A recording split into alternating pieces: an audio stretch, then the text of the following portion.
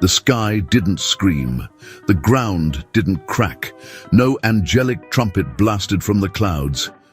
But something shifted, something irreversible. In the quiet folds of time, tucked between prophecy and silence, an ancient whisper has begun to echo louder than ever before. It's a whisper from a blind mystic who defied the constraints of time, who saw without eyes, and who left behind riddles that now seem disturbingly clear. Her name was Baba Vanga, and her final message? It wasn't about war, it wasn't about plague, it wasn't even about the rise and fall of kings. It was about us, about this moment, about the unraveling of the very threads that bind our modern world.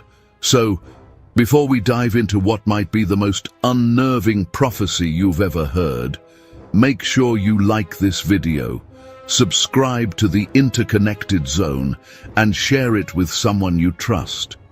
Because what we're about to uncover may shake your understanding of reality itself. And once we go deeper, there's no turning back. Also, if you'd like to support what we do here, delivering the mysterious, the forgotten, and the unsettling, consider becoming a member. It's the best way to help us stay independent and keep unearthing what others won't dare touch. Now, take a deep breath. Let's walk into the fog together.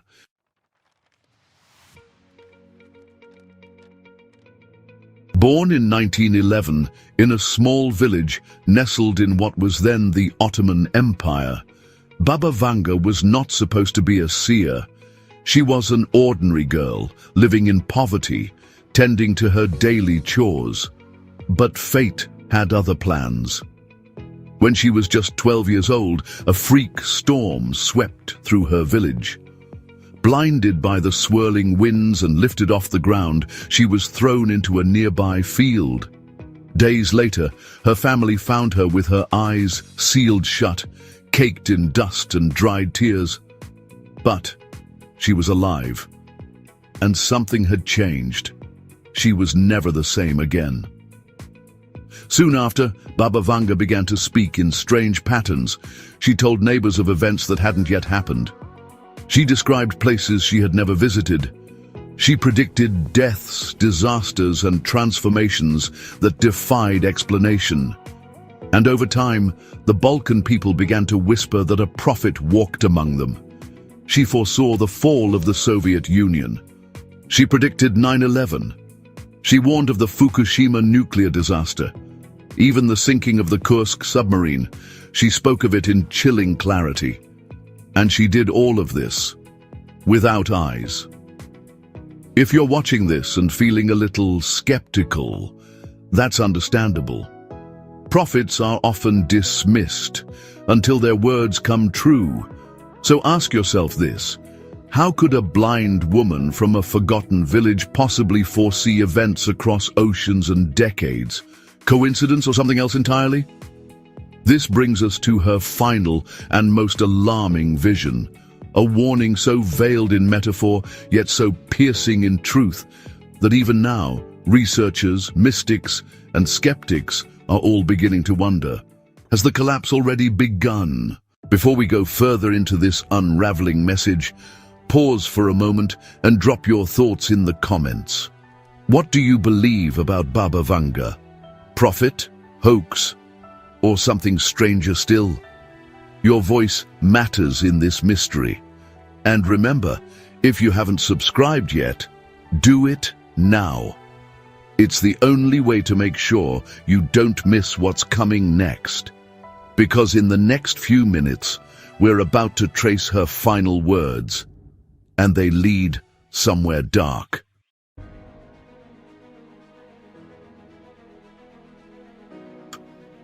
Near the end of her life, when her health had begun to decline and her speech slowed to cryptic mutters, Baba Vanga reportedly made a statement that was unlike anything she had ever shared before. Not tied to a date, not a singular event, not even about a specific country. This message was collective, cosmic, a final echo for all of us. Those who were close to her remember it well, she whispered. The world will wear a crown of glass, but it will crack not from outside. It will crack from within. The metal veins will fail. The sky will flicker like a broken mirror, and people will stop feeling.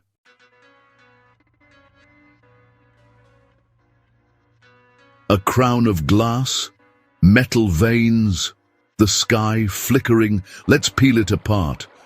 A crown of glass could easily be interpreted as the digital world we now depend on. Satellites orbiting like a halo around the Earth, our heads bowed to glowing screens, our modern civilization balanced on fragile technology. The glass could be our smartphones, our skyscrapers, our data centers, a kingdom of silicon and circuits. But it will crack from within. Not a foreign enemy, not an asteroid, not divine wrath. No, according to Vanga, the collapse begins with us, inside our systems, inside our minds. The metal veins will fail. A poetic reference to the internet, electrical grids, global shipping routes, the arteries of our society. Failing from corrosion, we cannot see until it's too late. And then she said, chillingly, people will stop feeling. What does that mean? Numbness, emotional detachment, the death of empathy. Or something even darker, the hollowing of the human spirit beneath the weight of information, chaos, and artificial connection.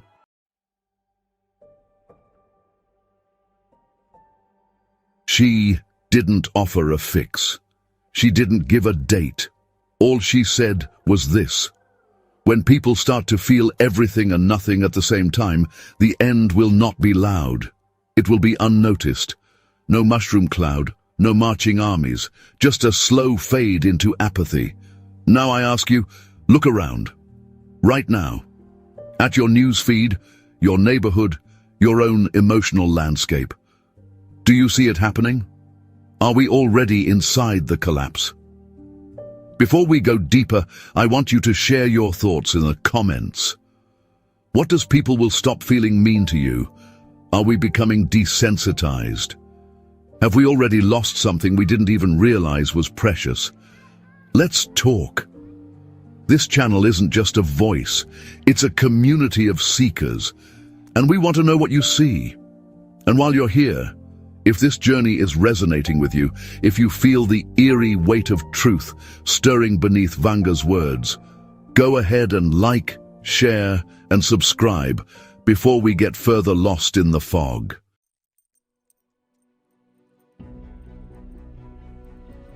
The world will wear a crown of glass, and it will crack from within. You don't have to squint too hard to see it anymore. Take a walk through any major city, and you'll notice something. People are talking, but not to each other. Eyes are fixed downward. Glowing screens illuminate blank faces. Even in rooms full of people, there is silence, because connection has become simulated. This is the crown of glass, a kingdom built on screens, a civilization that feels real, but can shatter without warning.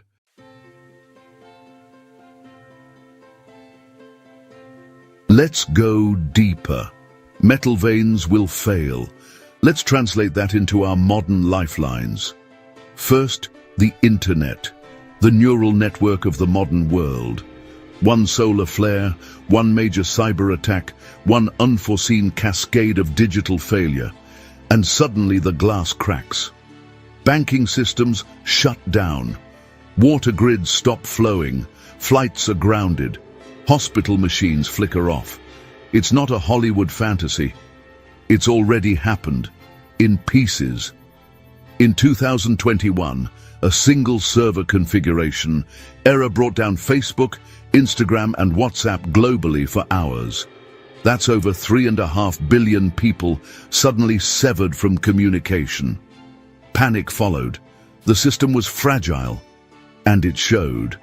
In 2022, a major power outage in Texas during a winter storm left millions in the cold and dark, not because of a lack of resources, but because the grid was never meant to bear that kind of stress. The metal vanes bent, they cracked.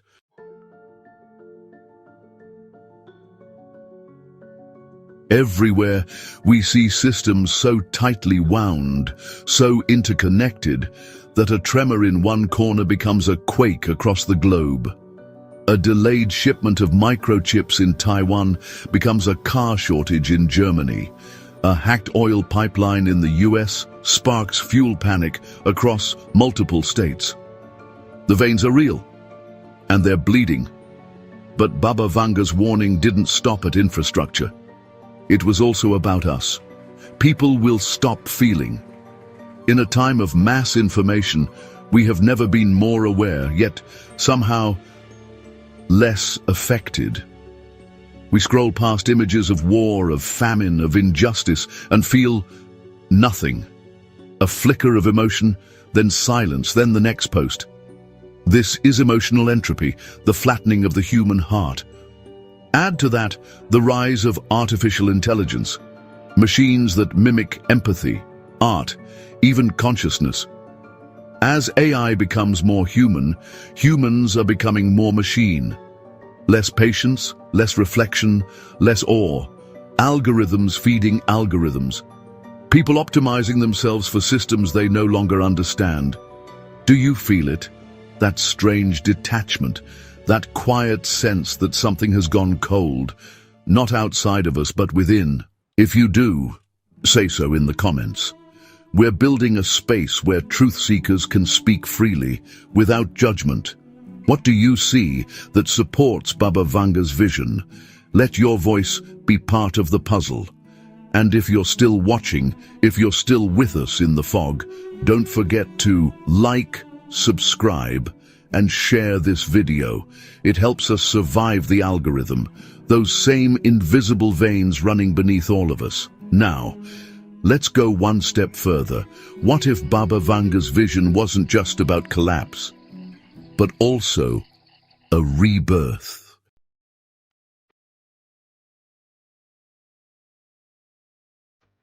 There's a curious thing about the old mystics. They rarely speak in absolutes. They don't warn of destruction without also whispering of transformation. Baba Vanga was no different. While her final messages speak of systems breaking, of numbness spreading, and of silence replacing connection, buried within those cryptic lines is something else. A pattern, a rhythm, a pulse that might be easy to miss if you're only listening with fear. Let's go back. The world will wear a crown of glass. What is a crown if not a symbol of power, of awakening? Perhaps this wasn't just about fragility, it was also about ascension. Maybe the glass wasn't only doomed to break, maybe it was always meant to, because glass, after all, must be shattered before it can be reshaped into something new.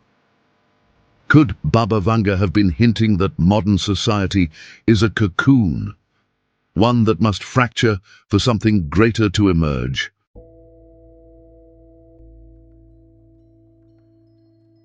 In one of her final conversations, shared only in fragments by those closest to her, she reportedly said, "There will be a silence in the soul of man. But from it, new voices will rise, not louder, but truer. New voices will rise." What could she have meant? Some believe she foresaw the return of forgotten wisdom, ancient truths buried beneath consumerism, greed, and distraction. That after the collapse of the old, something simpler, something more connected to nature, to energy, to spirit, would rise again. We're seeing glimmers of this now, aren't we? Look closely. More people are abandoning traditional paths, choosing self-sufficiency, mindfulness, holistic medicine, community gardens, off-grid homes. Meditation apps have exploded in popularity. Astrology, ancient philosophies, and esoteric teachings once mocked by the mainstream are now returning to center stage. It's as if something within us is trying to remember, trying to return. Maybe, just maybe, the metal veins must fail so that the spiritual arteries can reawaken. Maybe the collapse Baba Vanga warned of is not just the end of modern society, but the beginning of a new human experience altogether. But beware. Transformation is never painless, and this journey won't be taken by everyone. In that same cryptic whisper, she warned, only those who listen to the earth will remember how to speak to each other. It's haunting, beautiful, and it might just be our last clue. So I ask you now, what if this collapse is sacred? What if the breakdown of our systems, our distractions, our cold mechanical world, is simply the first breath before a long-awaited awakening? Let us know your thoughts in the comments. Could this be a spiritual evolution disguised as destruction? Are you one of the ones who can still hear the earth? Up next, we dig into the missing pages, the prophecies that never made it into the public eye, but are only now coming to light. What was Baba Vanga not allowed to say?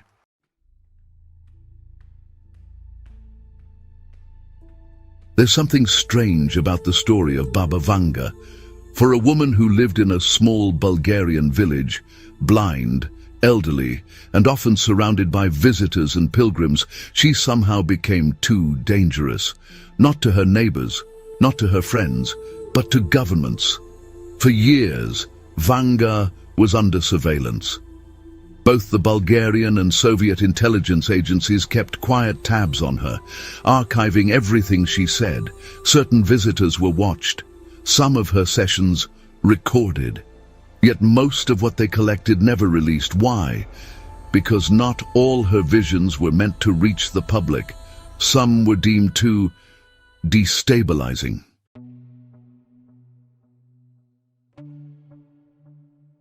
What few people know is that Vanga made several specific predictions about the future of global power structures, but they were edited, silenced, or reframed. Her caretakers, under pressure, either refused to repeat them or denied they were ever said. But witnesses from her inner circle claim otherwise. One whispered prophecy, recalled in fragments by a visiting interpreter, went like this: a time will come when the leaders will wear masks, not of cloth, but of faces. Behind them, the real rulers will hide, and the people will cheer their own captors, drunk on lies sweeter than honey.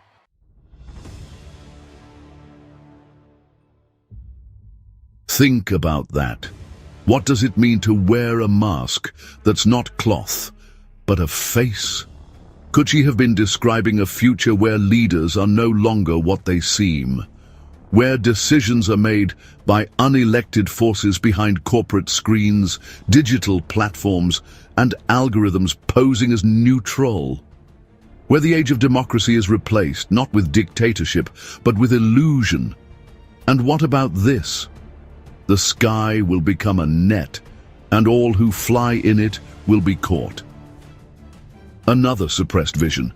Some interpret this as a warning about mass surveillance, satellites, drones, AI, digital grids that monitor every move. Today, your phone knows where you are. Your devices listen. Your preferences, thoughts, even your silence are data points. The sky has already become a net.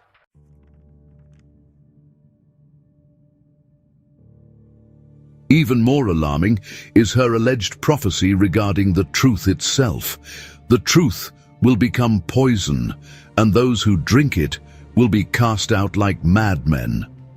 In today's world of disinformation, cancel culture, and digital witch hunts, truth itself has become dangerous. Question the wrong narrative, and you're labeled. Disappear. Censored. Cast out. Did Baba Vanga foresee the death of objective truth, the rewriting of history, the rise of curated reality? And why were these words hidden?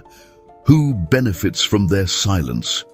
There are rumors, nothing confirmed, that certain tapes of her final sessions were seized by Eastern intelligence agencies and never returned.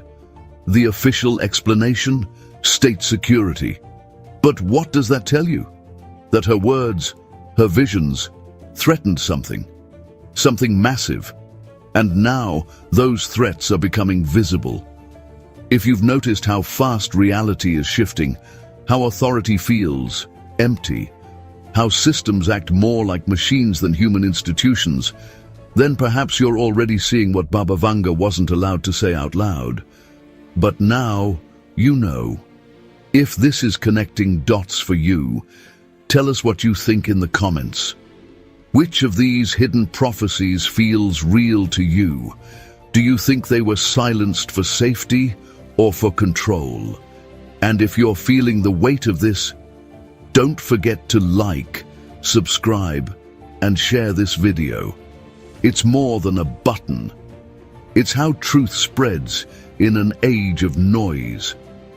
And if you're feeling grateful or inspired, maybe leave us a super thanks. Every little light helps illuminate the shadows. Now it's time to ask the final question. Was Baba Vanga's warning really about society collapsing? Or was it about our humanity being tested?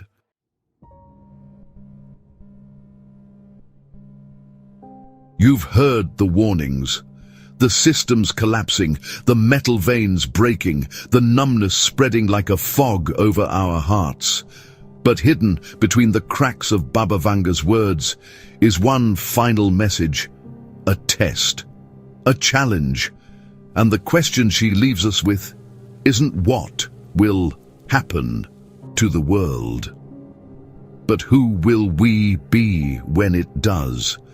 One of her lesser-known quotes, recorded by a monk who visited her in her final year, simply said, "The storm is not coming to destroy you. It is coming to reveal you."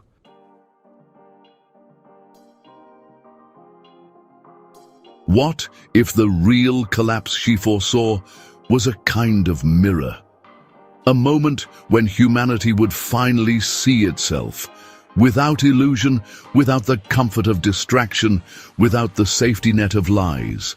In her visions, there was always a line dividing those who endured from those who vanished. Not physically, but spiritually. Those who endured were not the wealthiest, nor the most powerful. They were the ones who remembered how to feel, who still knew how to listen to the silence, who still looked at the sky, not just for weather but for meaning, who still felt awe when the wind passed through the trees.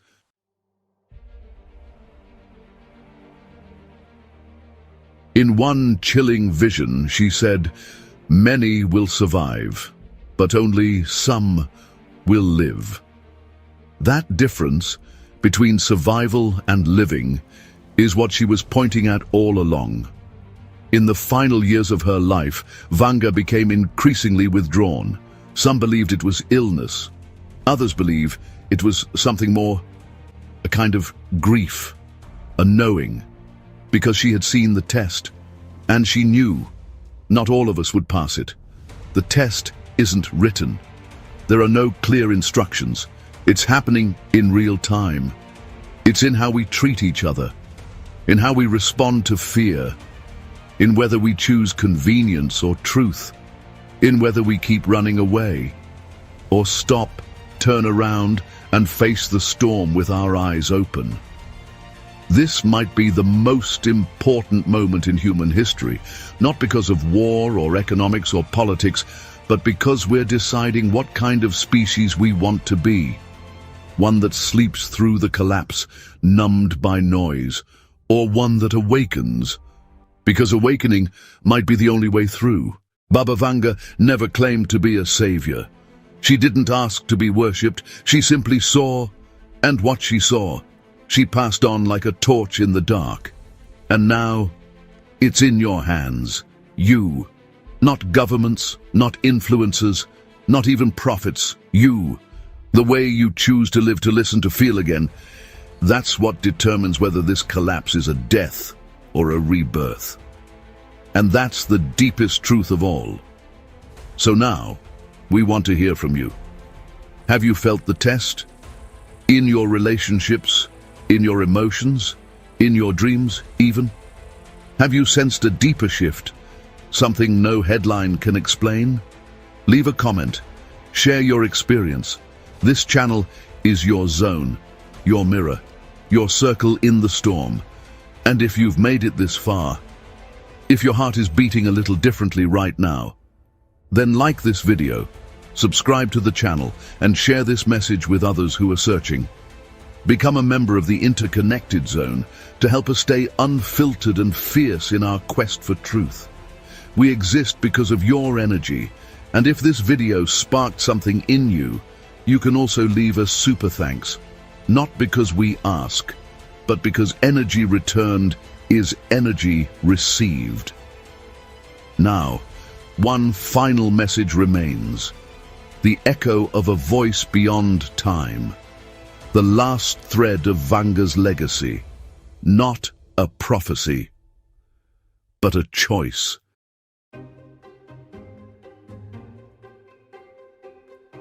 They say Baba Vanga's last days were quiet, not tragic, not chaotic, just still. No more visitors, no more curious journalists or government agents, just the slow ticking of a wooden clock on her wall, and her breath. There's one account, told quietly by a nurse who cared for her in the final months, that she whispered something just before drifting into sleep for the last time. She said, "They will come for answers, but they will only find mirrors." And then she smiled. What could that mean? It's a riddle, a final koan, a parting gift from a woman who never claimed to have all the answers, only visions. And that line, that final whisper, might be the most important thing she ever said. They will come for answers. That's us, humanity, hungry for clarity, craving predictions, begging someone, anyone, to tell us what happens next. But they will only find mirrors. That's what this has all been about. The collapse, the rise, the test. They aren't happening to us, they're happening within us. Vanga's message was never about blaming the world for falling apart. It was about waking up to our own reflection, as a species, as individuals, as souls. This isn't just about governments or machines or the fragility of society. It's about who we become when the illusions fall away. So let me ask you, here at the end, what do you see in the mirror? Are you clinging to comfort or ready to face what's real? Are you paralyzed by fear? Or are you quietly preparing, emotionally, spiritually, for something new? This final whisper, this last flicker of Vanga's wisdom, isn't a prophecy. It's a torch, a quiet light passed to you now. Not to predict the future, but to shape it. We've talked about collapse. We've explored suppression, awakening, transformation. But the only truth that really matters is that the choice is ours. You can stay asleep, or you can wake up. You can be part of the fall, or you can be the reason something rises. As always, I want to know what you feel about this final message. What spoke to you? What do you think the mirror shows right now? For society, for yourself? The comment section is open. Our circle is listening. And if you've walked through all 8 parts of this journey with us, if something inside you feels seen or stirred, then do this. Like this video, subscribe to the channel, share it. We're not just creating content here, we're building a zone, a frequency, a place where the disconnected can become reconnected again. And if you feel called to go deeper, become a member of the interconnected zone. Your support keeps this fire alive, helps us uncover the next mystery, the next symbol, the next thread. And if this final whisper from Baba Vanga hit your soul just right, leave a super thanks. Every single spark counts in keeping this story and our connection alive. This has been the Interconnected Zone, where the hidden becomes visible, where ancient truths echo through digital silence, where we remember that even in collapse, there is always a choice. So now, take a breath, look into the mirror, and choose. Until next time, stay awake, stay connected, stay mysterious.